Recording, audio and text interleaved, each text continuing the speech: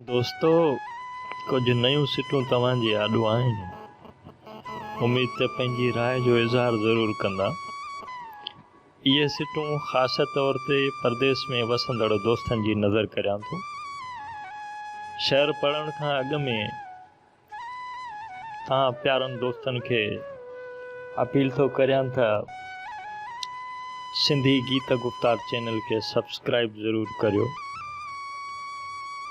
ऐं जिन्हनि दोस्तनि अञा ताईं सब्सक्राइब नाहे कयो उहे वीडियो जे साॼे तरफ़ कुंड ते जिथे चैनल जो लोगो आहे सब्सक्राइब ज़रूरु शो थींदड़ हूंदो, तव्हां उन्हनि खे प्रेस करे छॾियो। इन सां तव्हां ऐं असां जुड़ियल रहंदासीं।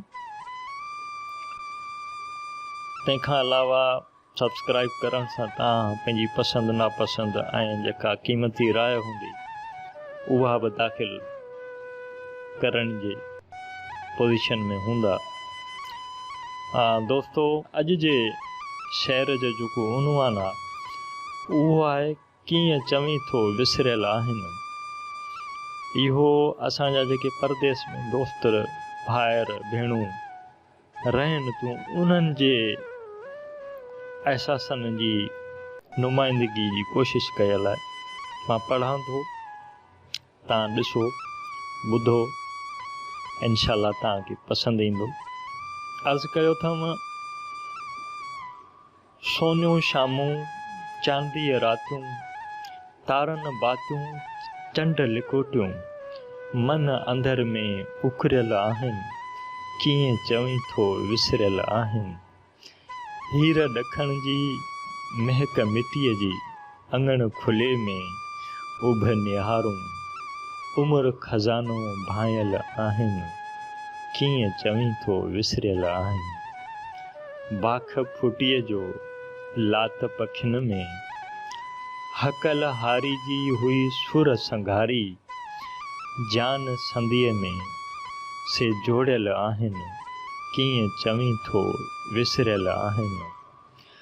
रता रोहिड़ा गुल सरहिंजा छांव निमन जी ॿूर अंबनि जा विजूद मुंहिंजे में वेढ़ियल आहिनि, कीअं चवीं थो विसरियल आहिनि।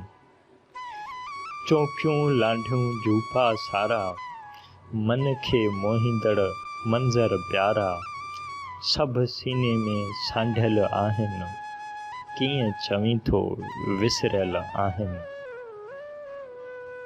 क़िस्मत में हो को परदेस लिखियल, कीअं पलियां मां पंहिंजूं यादूं रूह मुंहिंजे में रचियल आहिनि, कीअं चवीं थो विसरियल आहिनि। नाज़रीन, ही हो शाइर। उम्मीद त तव्हां पसंदि कयो हूंदो। पंहिंजी पसंदि नापसंदि जो इज़हार ज़रूरु कंदा।